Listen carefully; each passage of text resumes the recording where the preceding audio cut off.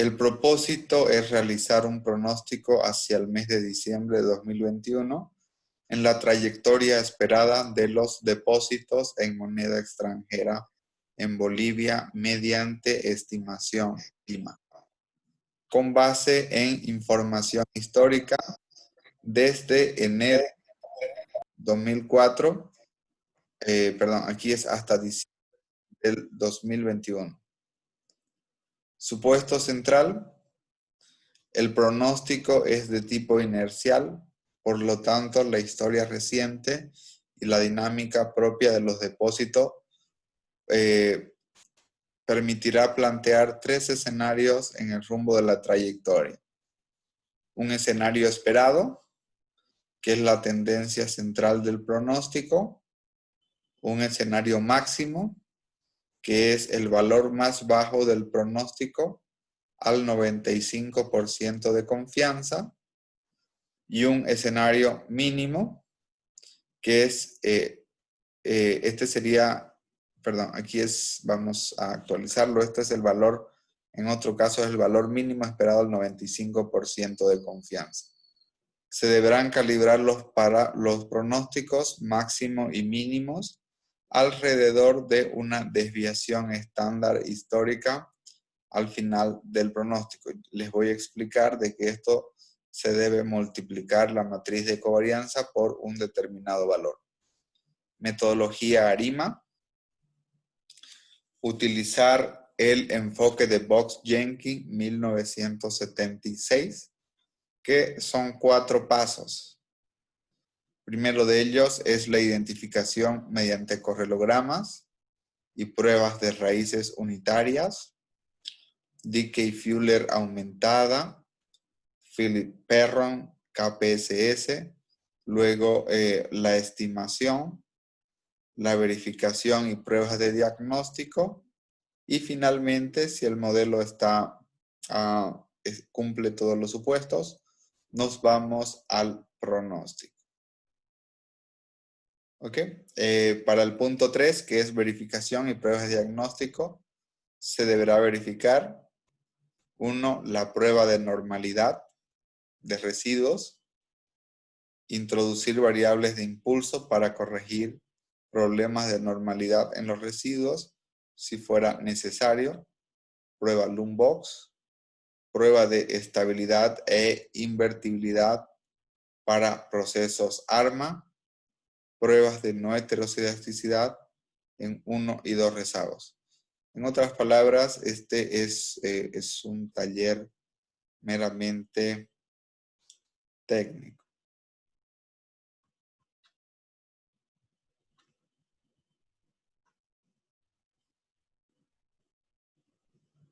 Bien, entonces aquí vamos a corregir. Claro, la información histórica es desde enero. Tenemos información desde enero del 2004 hasta diciembre del 2019. Y la idea es que con base en esta información histórica podamos realizar un pronóstico hasta diciembre del 2021. Cuando utilizamos modelos ARIMA, son modelos de corto plazo. Generalmente para un año de pronóstico, 2 como máximo. ¿Okay? Por otra parte, aquí en el escenario máximo el escenario máximo es el valor más alto. Aquí está al revés. El valor más alto del pronóstico y el escenario mínimo es el más bajo. Bien, solamente esta corrección en la redacción. Y bien, entonces vamos a descargar nuestra... Ahora lo siguiente que vamos a hacer es...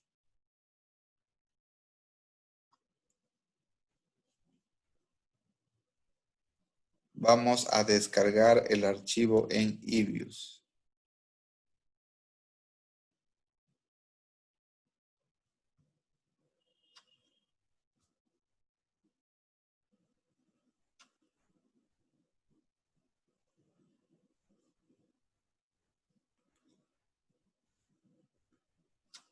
al final de la plataforma en Moodle tenemos el archivo en EBS. Este de acá lo vamos a descargar.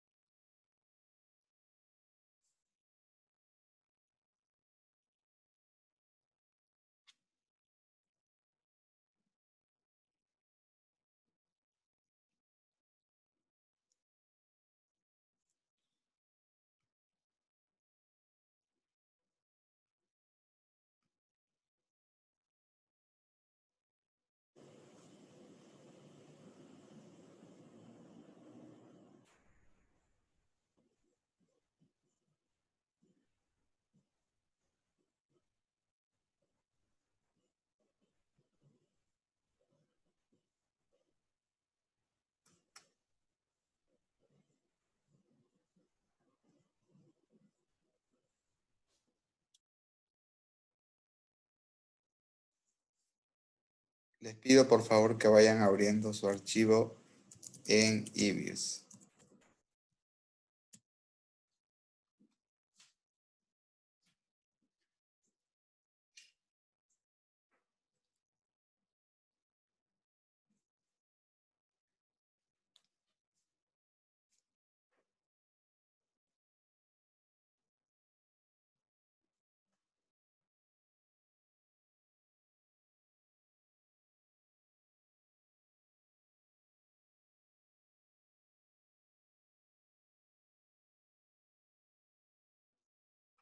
Bien, entonces ya lo descargué el archivo en EBS. Arima para depósitos en moneda extranjera.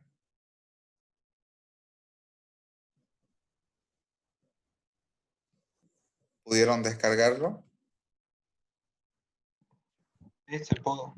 Sí, se puede, está todo bien. Bien. Aquí tenemos dos hojas. Una que es los datos y otra que es la solución. Vamos a replicar todo esto de acá. ¿Ok? En la solución está ya la respuesta. Por ejemplo, ¿cuál es el objetivo del taller? Es que podamos hacer un pronóstico que, como ustedes pueden apreciar, dice forecast, depósitos en moneda extranjera. Esto es lo que vamos a tratar de replicar. Tenemos aquí los depósitos en moneda extranjera en Bolivia. Este es el comportamiento histórico. Bien. Esta información está hasta diciembre hasta el mes de diciembre del 2012, información mensual. Y por lo tanto, lo que vamos a hacer es un pronóstico un escenario esperado hasta diciembre del 2020. Y vamos también a plantear un escenario alto, es decir, cuál sería la máxima trayectoria esperada en caso de que los depósitos en moneda extranjera tengan un escenario mayor, ¿no? Y un escenario pesimista o un escenario con una respectiva tendencia a la baja.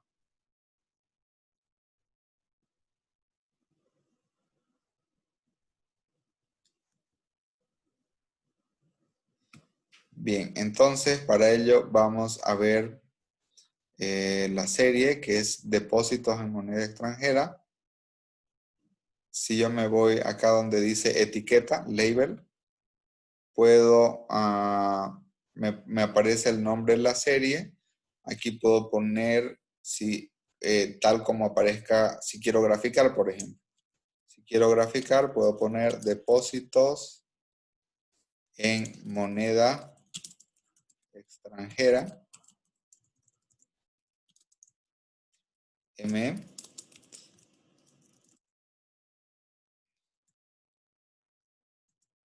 Si quiero poner en descripción, expresado en bolivianos. Fuente, Banco Central de Bolivia, BCB. Repito, aquí en esta parte en label, o etiqueta. El primero me da el nombre de la serie, que es DEP, de depósitos, bajo moneda extranjera. Lo segundo, en display name, como este es un nombre abreviado, yo puedo poner haciendo referencia al nombre completo de la serie. Descripción, la unidad de medida, que en este caso está expresado, perdón, aquí está expresado en, voy a borrarlo, está expresado en millones de bolivianos, en realidad. Fuente, Banco Central de Bolivia. Entonces, si yo grafico esta serie,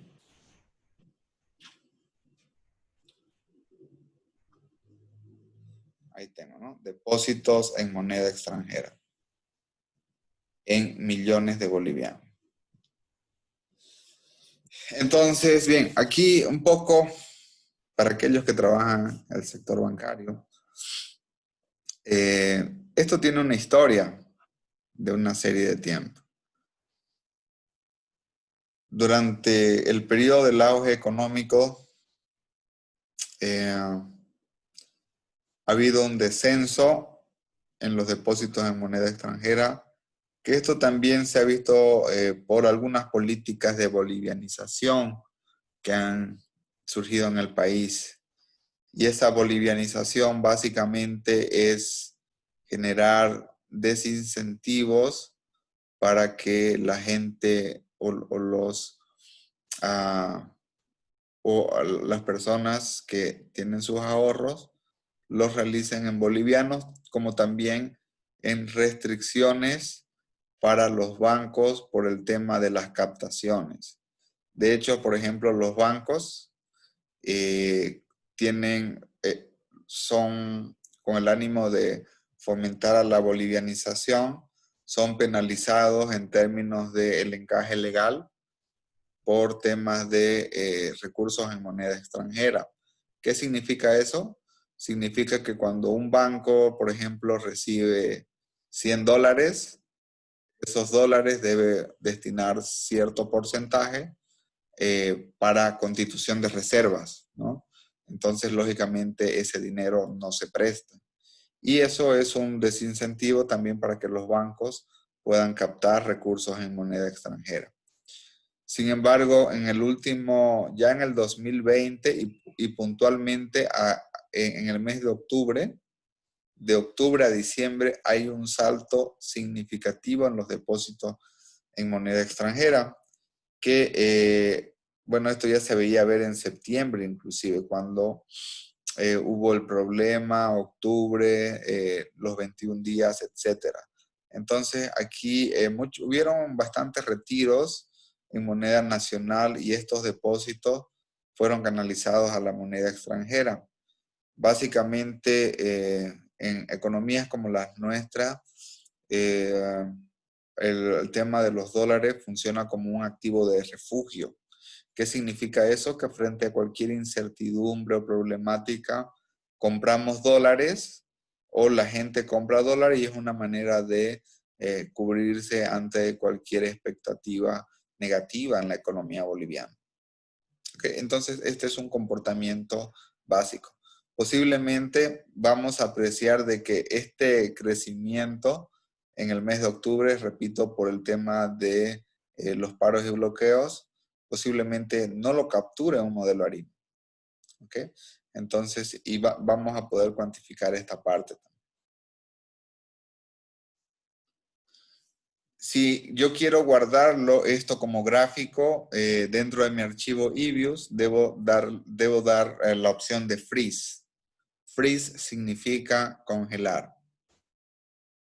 ¿Okay? Entonces voy a congelarlo. Me aparece un mensaje que el gráfico va a ser congelado y después no podemos actualizar la información. Ok. Y para guardarlo el gráfico, ya dentro de mi archivo de eViews, lo único que tengo que ponerle es un nombre. En el nombre, lo que tenemos que mencionar es de no dejar espacios, tampoco poner acentos. Vamos a llamarle este gráfico gráfico 01, DEP, separados con un guión bajo, depósitos, moneda extranjera. Una vez que yo le pongo un nombre a un gráfico o un cuadro congelado, automáticamente se guarda, lo voy a cerrar, automáticamente ya está guardado en el archivo de trabajo. Otro elemento importante es que para ir realizando, es recomendable ir guardando todo el tiempo, no solamente con la opción de Save, como funciona cualquier archivo con menú de ventana. Entonces guardamos. Si yo quiero abrirlo el gráfico, acá lo tengo, ¿no?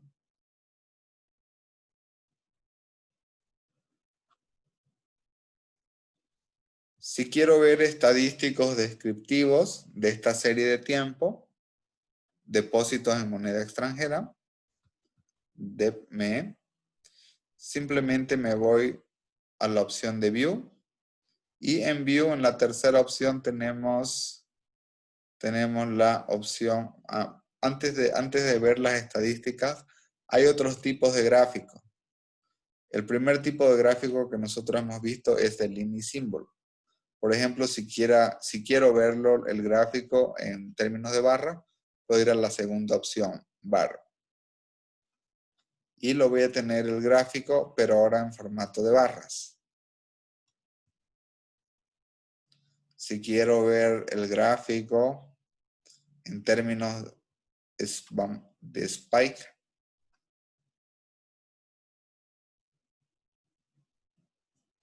también puedo verlo el gráfico en formato de áreas, ¿no? Hay distintas formas de visualizar el gráfico.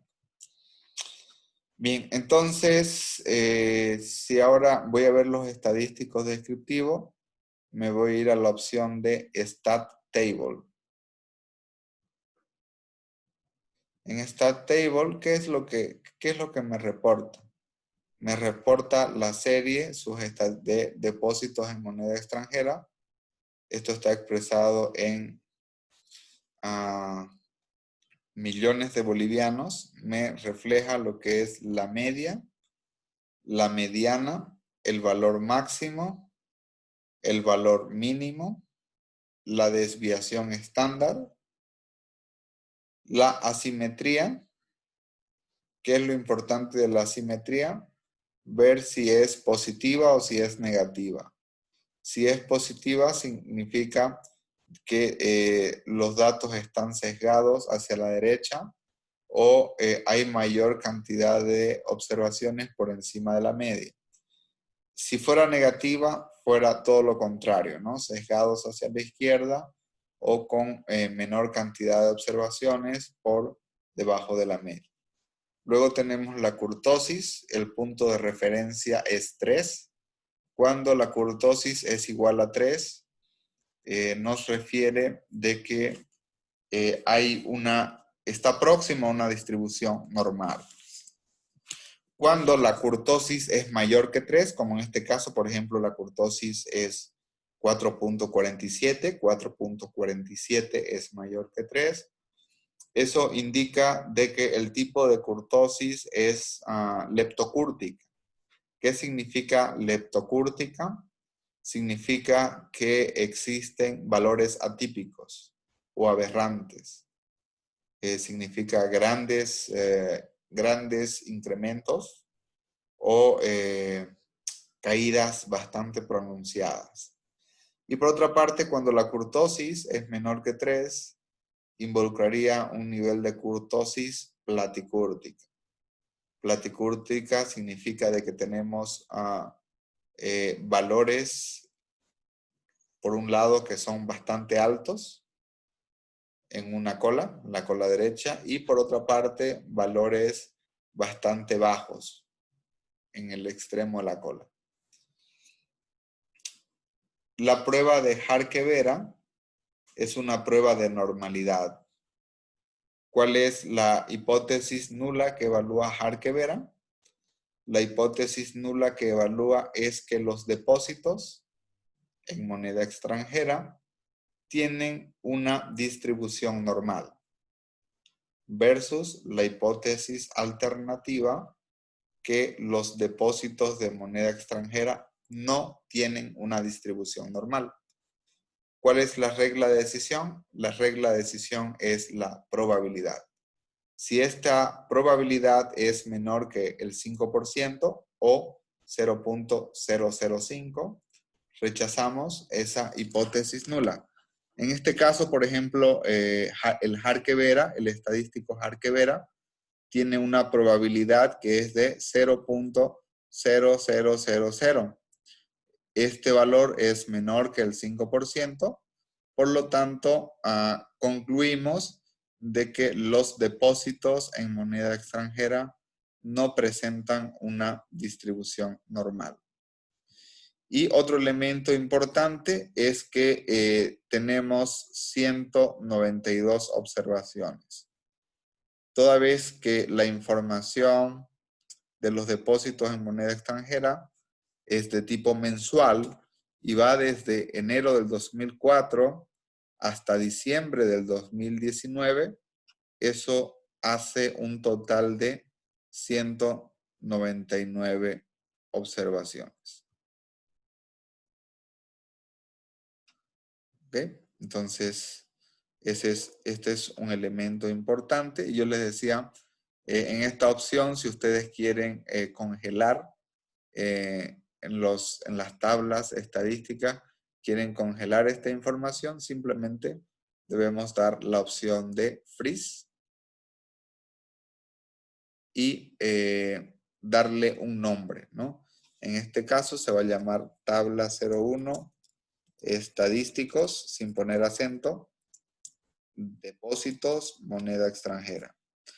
De hecho, ustedes esto de acá pueden llevarlo, si ustedes gustan, pueden haciendo clic derecho, pueden copiarlo y llevarlo a un Excel. Voy a abrir un Excel.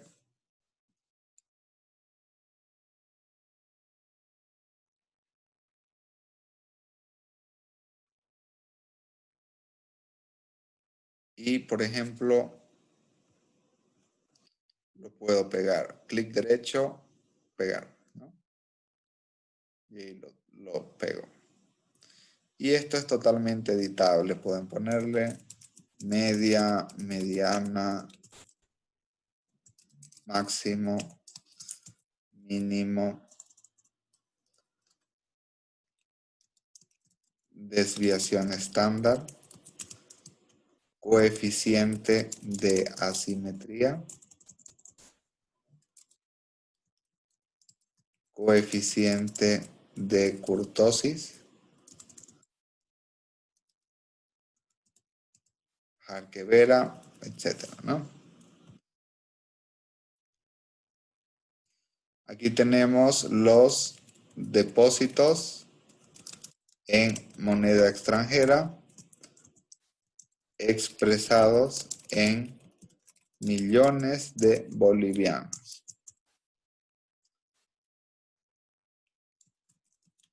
Estadísticos descriptivos.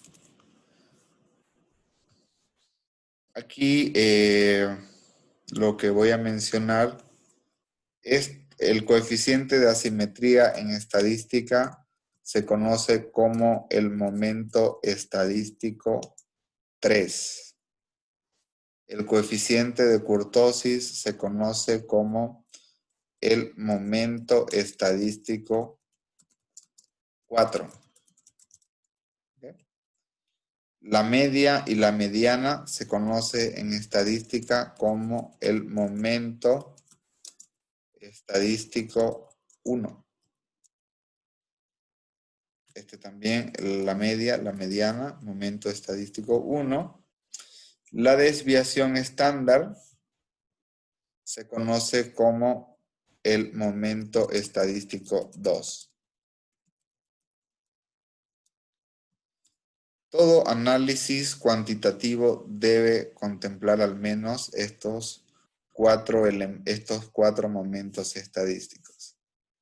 Aquí un poco haciendo énfasis, ¿qué evalúa Harke-Vera? Harke-Vera evalúa la hipótesis nula, que la serie de tiempo presenta una distribución normal. Contra la hipótesis alternativa, que la serie de tiempo no presenta una distribución normal. ¿Cuál es la regla de decisión? Si la probabilidad es mayor que el 5%, no se rechaza la hipótesis nula.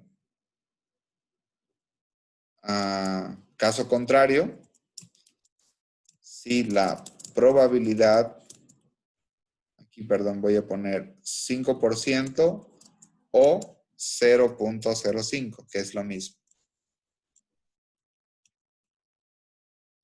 En caso que la probabilidad sea menor que el 5% o 0.05,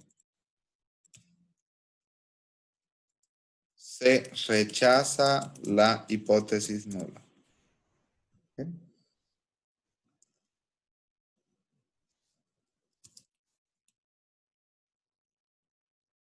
Bien. Y el número de observaciones, que es igual a 192.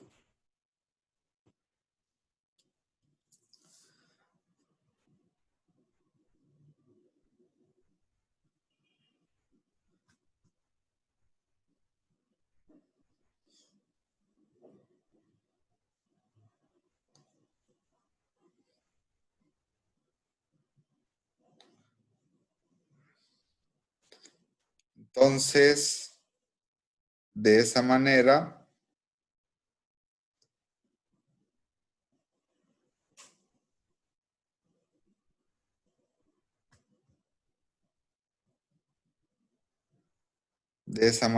tenemos nuestro, solamente hemos realizado un pequeño análisis descriptivo.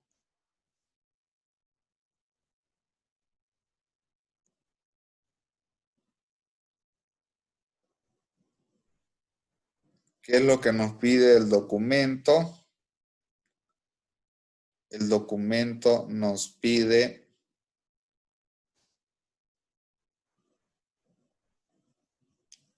utilizar la metodología de Box-Jenkins. El primer paso en la metodología de Box-Jenkins es la identificación mediante correlogramas. ¿Qué significa correlogramas? Voy a abrir la serie de tiempo, y en la primera opción vamos a tener lo que son correlogramas. ¿Okay? Si yo me voy a View, tenemos la opción de correlograms. Lo primero que hacemos es evaluamos en el correlograma de la serie en level, en nivel. ¿Qué significa correlograma de una serie en nivel? Tal cual está la serie, sin hacer modificaciones.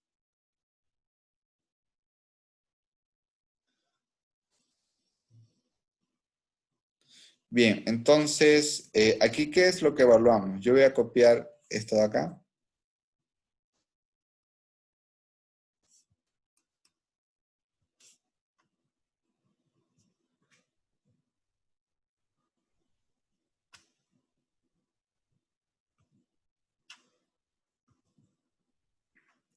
Entonces, vamos a decir que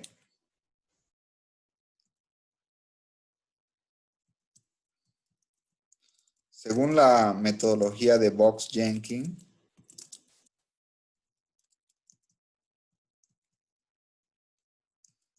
(1976), el primer paso es la identificación de posibles procesos ARIMA.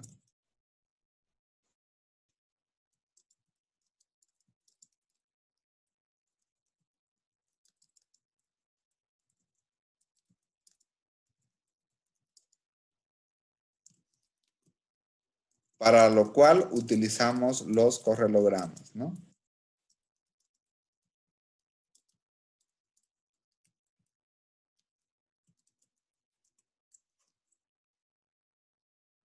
Y estos son los resultados. ¿Qué es lo que identificamos acá? Lo que identificamos es que dentro de lo que es la función de autocorrelación, esta función de autocorrelación va cayendo lentamente.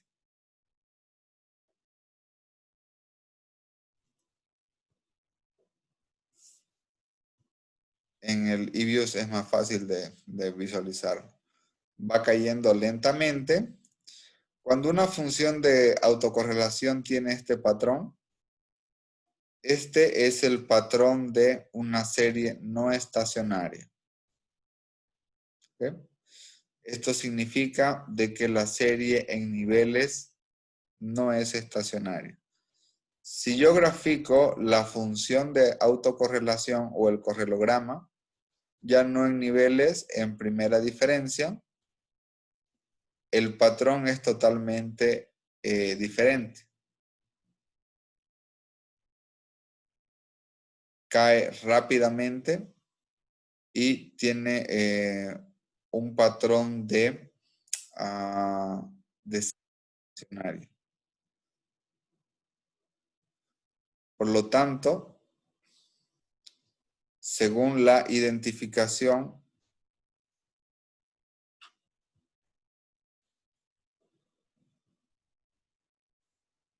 voy a cortarlo esto de acá. Según la identificación de las funciones de autocorrelación,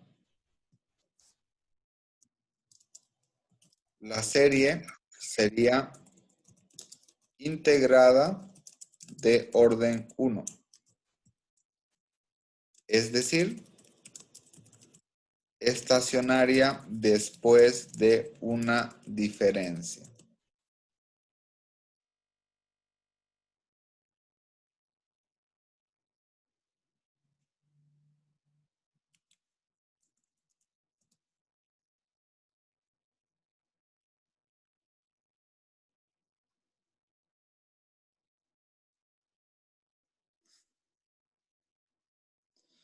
Esto de acá lo podemos verificar, podemos verificar esta conclusión, la podemos verificar a través de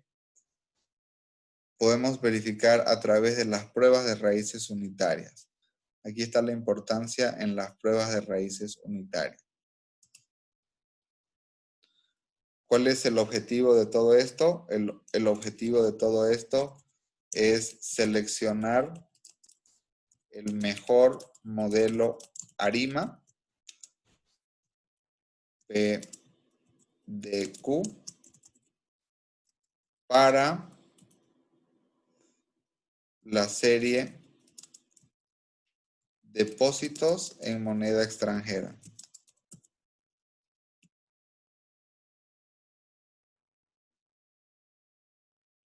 ¿Okay? Bien. Entonces, para verificar esto, vamos a utilizar pruebas de hipótesis de raíz unitaria.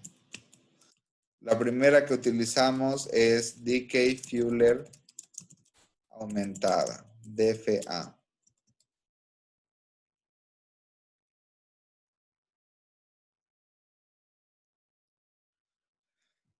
¿Cómo yo evalúo una prueba de raíz unitaria Dickey-Fuller aumentada? En la sección de View tenemos, después de correlogramas, tenemos una opción que es pruebas de raíces unitarias. Y aquí tenemos tres alternativas. En nuestro curso nosotros nos estamos basando en pruebas de raíces unitarias estándar. ¿Ok? Entonces vamos a seleccionar lo que es la prueba de raíz unitaria estándar. Y vamos a comenzar con una prueba que es Dickey-Fuller aumentada. En primer lugar, ¿qué es lo que debemos seleccionar? Debemos seleccionar si vamos a comenzar con una prueba de raíz unitaria, ya sea en nivel, en primera diferencia o en segunda diferencia.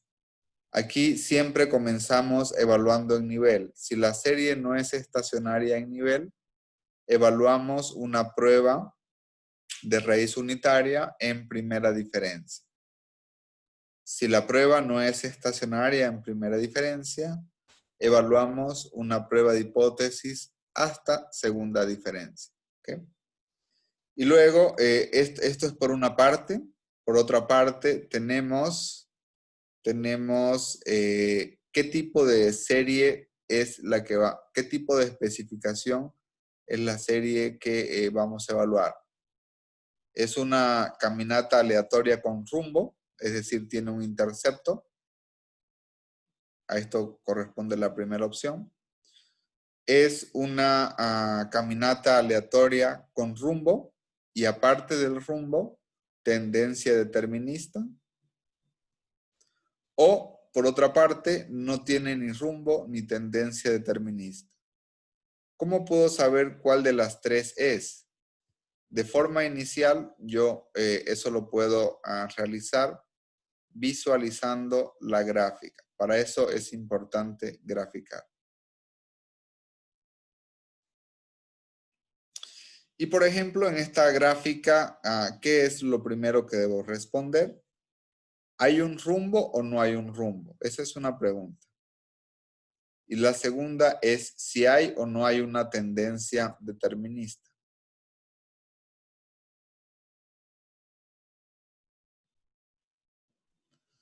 Posiblemente sí exista un rumbo. Podemos evaluarlo. Nuevamente me voy a View, Unit Root Test, pruebas de raíces unitarias estándar, y voy a evaluar una prueba de raíz unitaria en nivel y con especificación con un rumbo. Ese rumbo significa el intercepto. Como es una versión aumentada, aquí se pueden incluir para eliminar los problemas de autocorrelación hasta 14 términos autorregresivos, mismos en este caso que van a estar definidos por el criterio de Schwartz. Esto se va a determinar de manera automática. ¿Ok?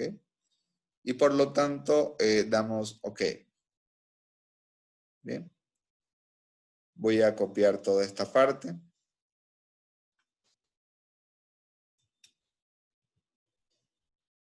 Y esto lo voy a llevar a un Excel, que es donde lo estamos trabajando. Pruebas de raíces unitarias. Este era estadísticos descriptivos.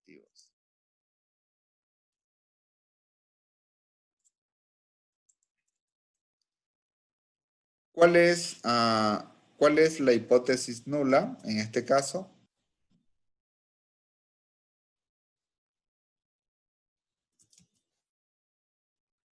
Para las pruebas de raíces unitarias,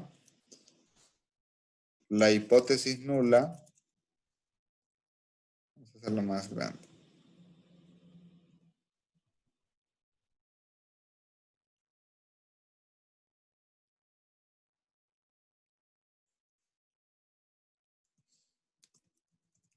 La hipótesis nula es la serie de depósitos en moneda extranjera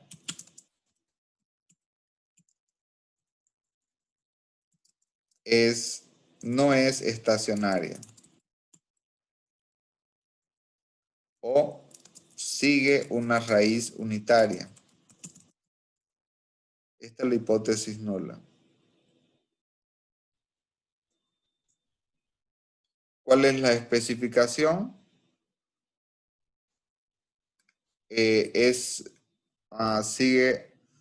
La especificación es una especificación de una constante o entorno, o es una caminata aleatoria con rumbo. Esto significa eso, ¿no? Esto significa una especificación de serie de tiempo en caminata aleatoria con rumbo. ¿Cuántos rezagos se seleccionaron de manera automática basado en el criterio de información de Schwartz? Un rezago. ¿Y qué es lo que nosotros interpretamos? Lo que nosotros interpretamos es la probabilidad. Esta probabilidad. Que en este caso la probabilidad es de 0.2886. ¿Cuál es la regla de decisión? La regla de decisión es si la probabilidad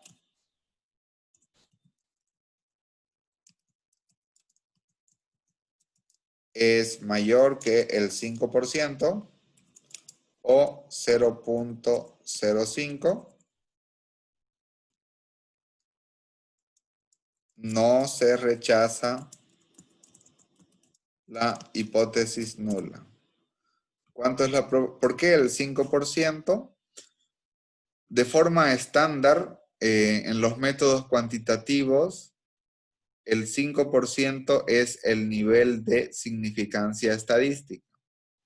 Cuando hablamos de un nivel de significancia del 5%, estamos hablando, es lo mismo que decir un nivel de confianza del 95%.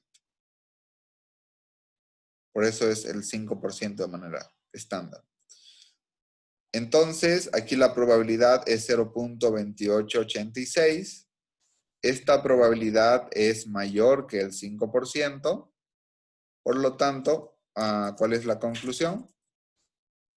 La conclusión es que no se rechaza la hipótesis nula, que la serie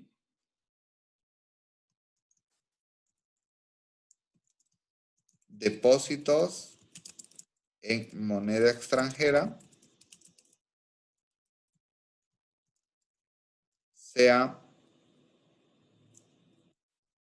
no sea estacionaria en niveles. ¿Okay? Entonces, esta serie, tal como está, no es estacionaria. Tiene una raíz unitaria. Si vemos la ecuación, que es el resultado de la estimación,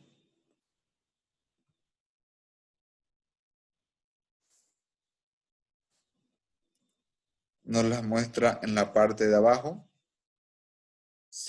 Aquí lo más importante es este T estadístico. Esta es la especificación econométrica y este es el resultado. Otra forma de interpretar es comparar el estadístico T de la regresión auxiliar con los valores críticos de Dickey-Fuller, de la tabla Dickey-Fuller aumentada. Otra manera de interpretar es que si el estadístico es menor que los valores críticos a los determinados niveles de significancia estadística, no se rechaza la hipótesis nula. En este caso, en términos absolutos, este valor de 1.95 es menor en términos absolutos que el valor crítico. ¿Ok? Entonces podemos compararlo, ya sea con los valores de tabla o de manera más práctica con la probabilidad. ¿Y qué es lo que sucede si la serie no es estacionaria en niveles? Lo siguiente que debemos hacer es realizar una nueva prueba de raíz unitaria, ya no en niveles, sino en primera diferencia.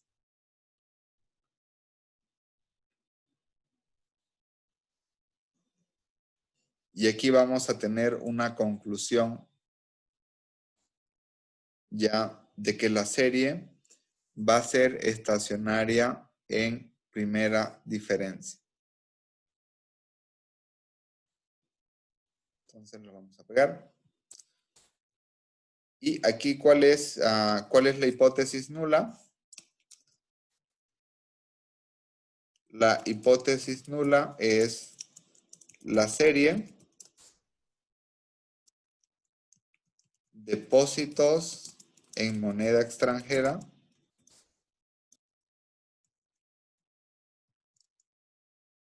no es estacionaria en primeras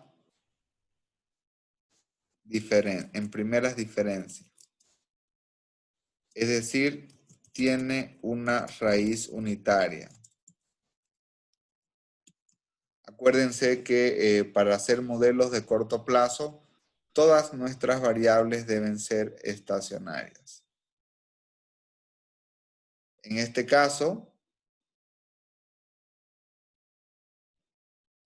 ¿cuál es el valor de la probabilidad? Fijémonos. En este caso, la probabilidad es menor que el 5% o menor que 0.005. ¿Qué sucede cuando la probabilidad es menor que el 5%? En este caso, rechazamos la hipótesis nula. Por tanto, la serie depósitos en moneda extranjera es estacionaria en primeras diferencias. Esto significa de que la serie depósitos en moneda extranjera es integrada de orden 1.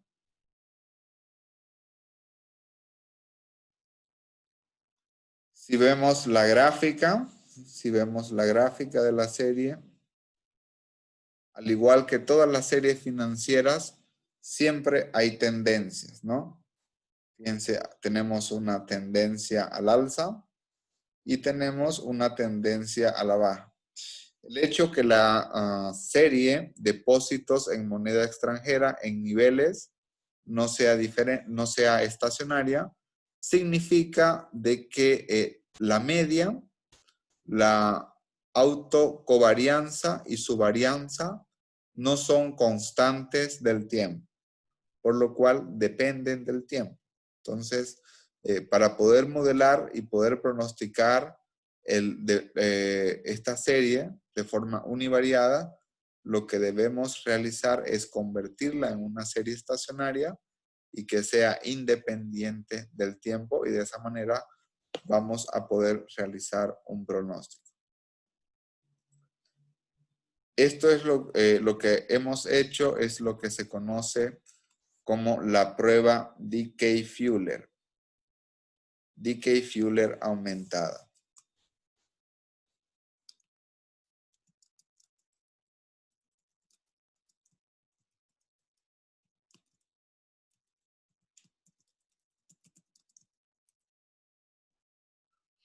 Hay otras pruebas de hipótesis de raíces unitarias, o también llamadas de estacionariedad,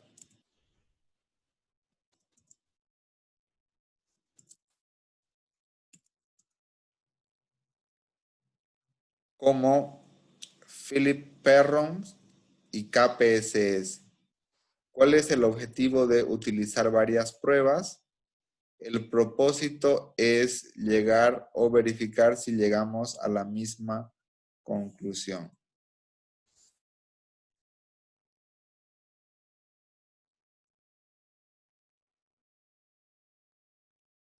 ¿Ok? Entonces, ahora vamos a hacer otra prueba de hipótesis, que va a ser la prueba de Phillips-Perron.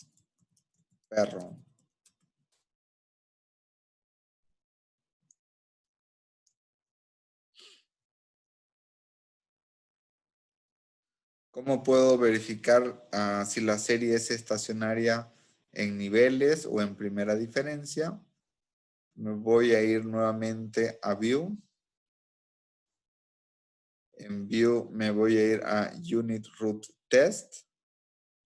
Y en Unit Root Test me voy a ir a Standard Unit Root Test.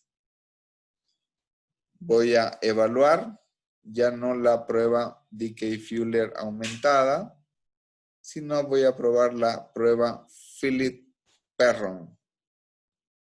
¿Ok? Primero voy a comenzar evaluando la prueba de Phillips-Perron en niveles. Primero siempre en niveles con una especificación que incluya intercepto. Recuerden ustedes, este intercepto involucra rumbo o caminata aleatoria con rumbo.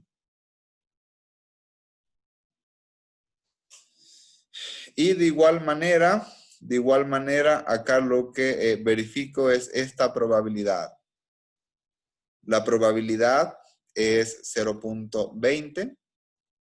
0.20 es mayor que el 5% o es mayor que 0.05. Por lo tanto, acá, en este caso, no rechazo la hipótesis nula de que los depósitos en moneda extranjera en niveles tienen una raíz unitaria o, en otras palabras, no es estacionaria tal como está la variable. ¿Okay? Luego, sí realizo esta misma prueba de Phillips-Perron, pero en primeras diferencias, en first difference, primera diferencia. Voy a evaluar ahora la probabilidad. Esta probabilidad es 0.0000, lo cual es menor que el 5%. Y al ser menor que el 5%, voy a rechazar la hipótesis nula. ¿Qué voy a rechazar? Voy a rechazar la hipótesis nula que la variable depósitos en moneda extranjera expresada en primera diferencia, tiene una raíz unitaria. Por lo tanto, al ser esta probabilidad menor que el 5%, voy a decir que la variable depósito en moneda extranjera es estacionaria en primera diferencia. Este es el resultado de la prueba Phillips-Perron. Y la otra prueba que utilizamos de manera estándar es la prueba KPSS. ¿Cuál es el nombre completo? La prueba KPSS es, por eso se abrevia, porque es complicada pronunciarla. Es la prueba Kwiatkowski-Phillips-Schmidt-Shinn. ¿Okay? Primero, de igual forma, comienzo evaluando la prueba de hipótesis de la serie en nivel, tal como está, e incluyendo una especificación con intercepto.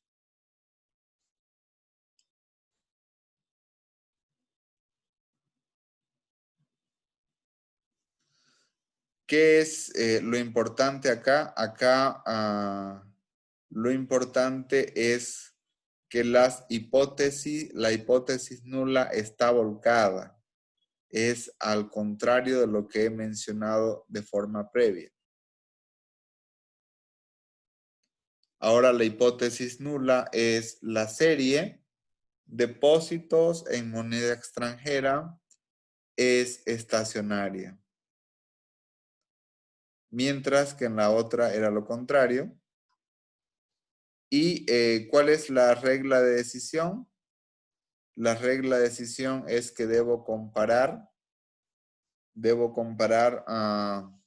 el estadístico con los valores críticos. En este caso, la regla de decisión es que para no rechazar esta hipótesis nula,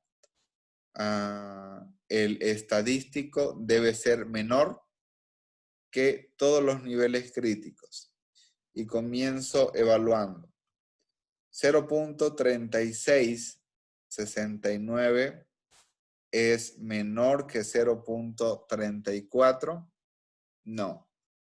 Como 0.36 es mayor que 0.34, al nivel de significancia estadístico del 10%, se rechaza la hipótesis nula que la variable depósitos en moneda extranjera es estacionaria, al 10% de significancia estadística.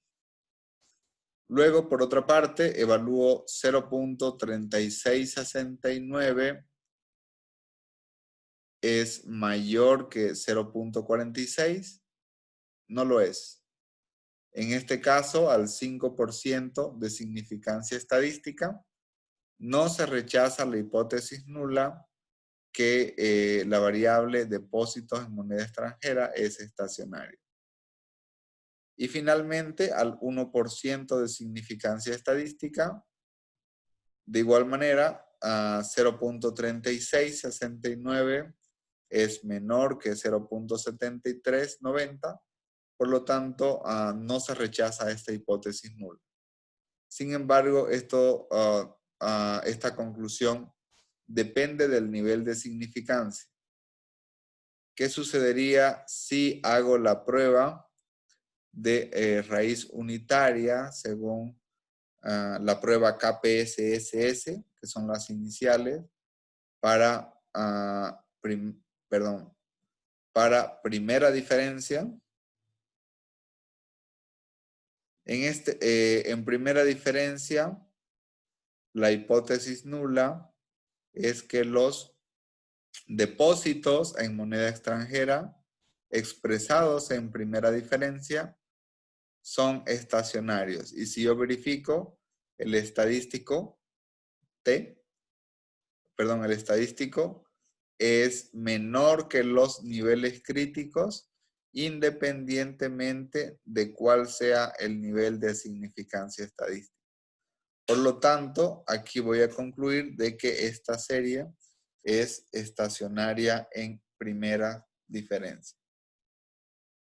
En resumen, lo que vamos a concluir es que según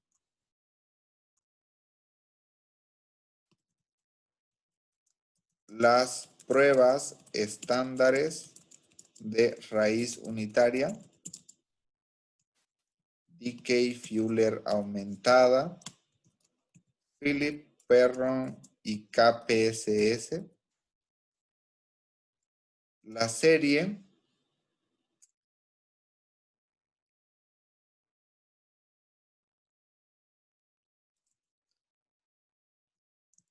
depósitos en moneda extranjera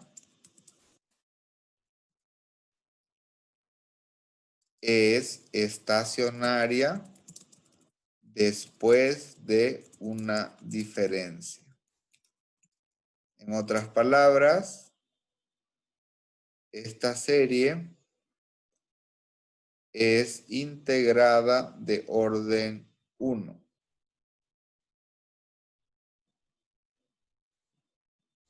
Es integrada de orden 1.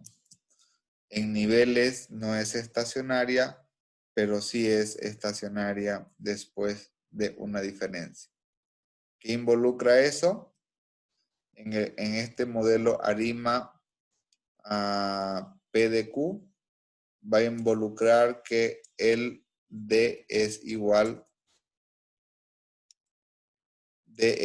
a 1. ¿Okay? Eso involucra. Nuevamente, volviendo a los correlogramas.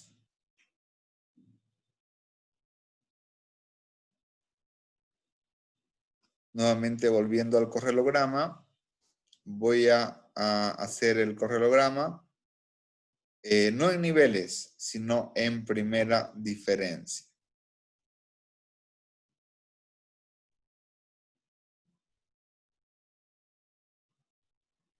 Bien, y a través de esta función de autocorrelación y función de autocorrelación parcial, debo identificar los posibles procesos ARMA o ARIMA.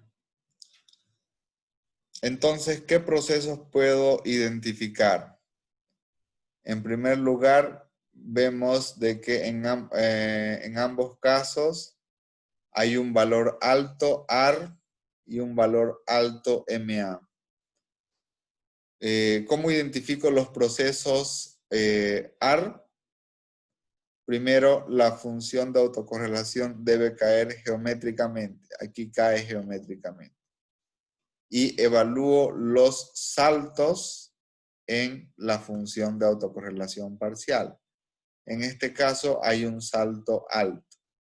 Por lo tanto, puede ser un modelo ARIMA, puede ser los procesos, en la identificación de procesos ARIMA.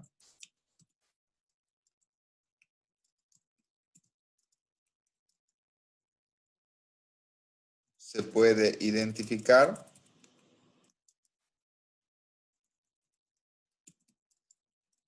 un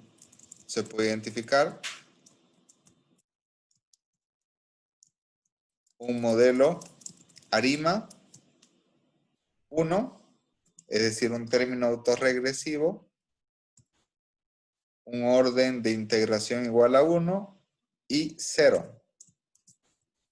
¿Okay? Por otra parte, en este modelo ARIMA también podríamos decir de que en la función de autocorrelación hay un salto mayor y la función de autocorrelación parcial cae geométricamente. ¿Qué significa esto? Que también, y esto es para una diferenciación. Por lo tanto, aquí también podríamos plantear un modelo ARIMA 0, 1, 1. Y finalmente, si combinamos A y B, puede ser un modelo ARIMA 1, 1, 1. ¿Okay? Entonces, vamos para lo que es la serie depósitos en moneda extranjera. Tenemos 3 especificaciones de modelos. Un modelo ARIMA 110, un modelo ARIMA 011 y un modelo ARIMA 111.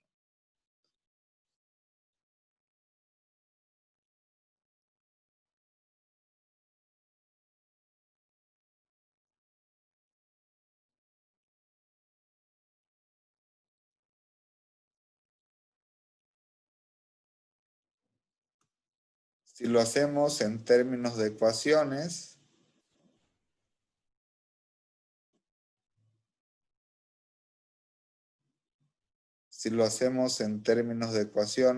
lo vamos a hacer así. Vamos a decir que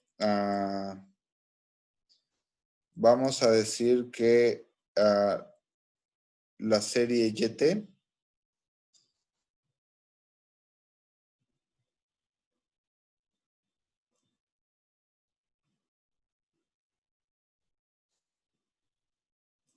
la serie YT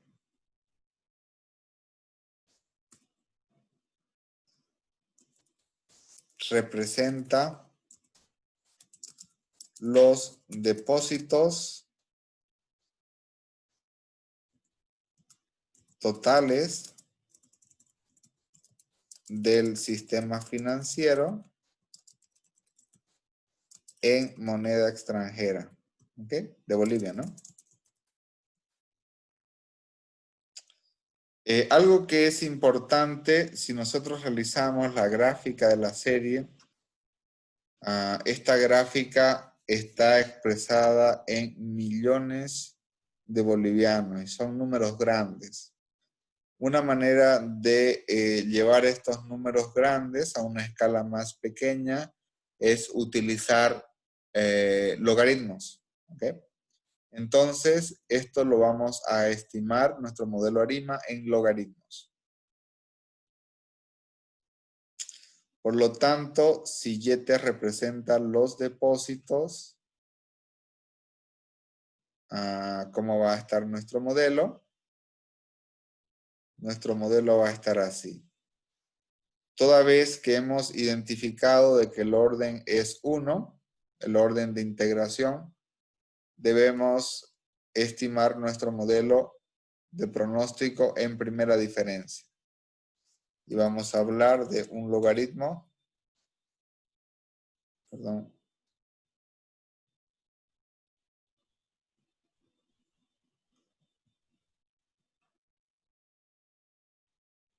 Vamos a hablar de un logaritmo de la serie YT, donde YT, aquí repito, Y es los depósitos del sistema financiero, y vamos a tener una constante. Luego vamos a tener un término autorregresivo. A esto le vamos a llamar, llamémosle phi.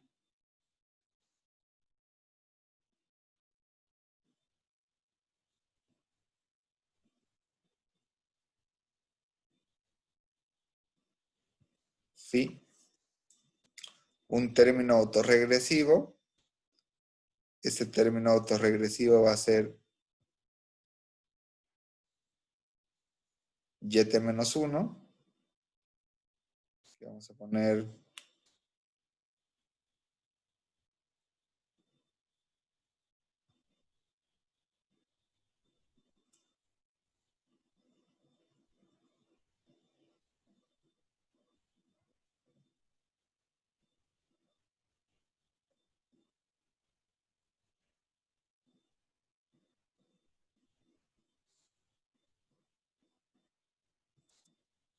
ya. Log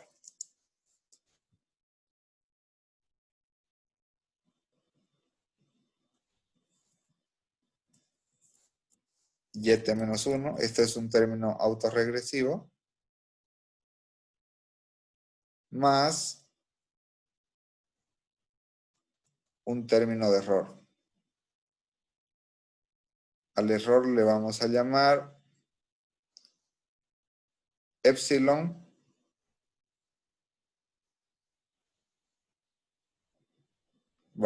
le vamos a llamar epsilon t. ¿Ok? Este es un modelo ARIMA. Un modelo ARIMA 1, 1, 0. Este 1, recuerden, es el término autorregresivo de -1. Este 1 por el tema de la estacionalidad, implica de que debemos estimarlo en primera diferencia. ¿Cómo sería el modelo ARIMA 011?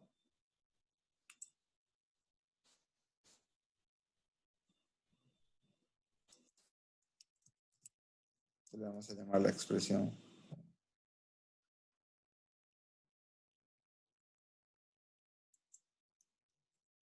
¿Cómo sería el modelo ARIMA 01?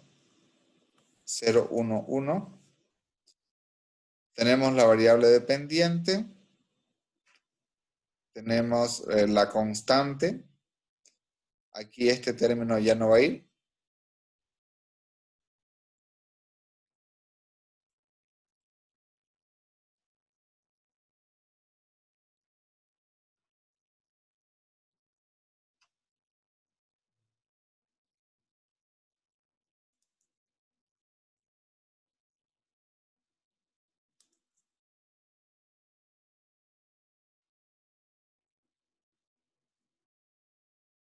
Vamos a ponerlo de nuevo.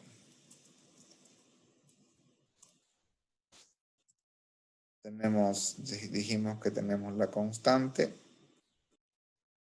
Y le vamos a llamar tita.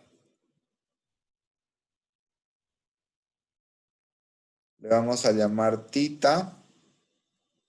Y aquí va a haber un término de media móvil. ¿Qué es el término de media móvil? Es el término del error, pero con un rezago.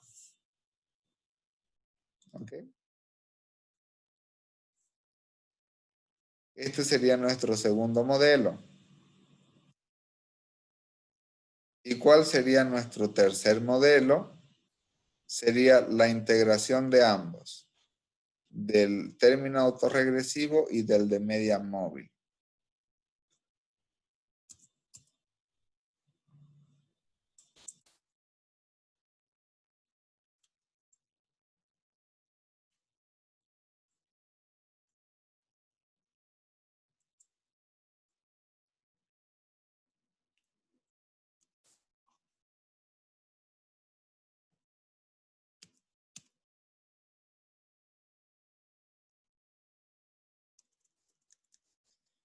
Bien, entonces aquí tengo 3 modelos alternativos.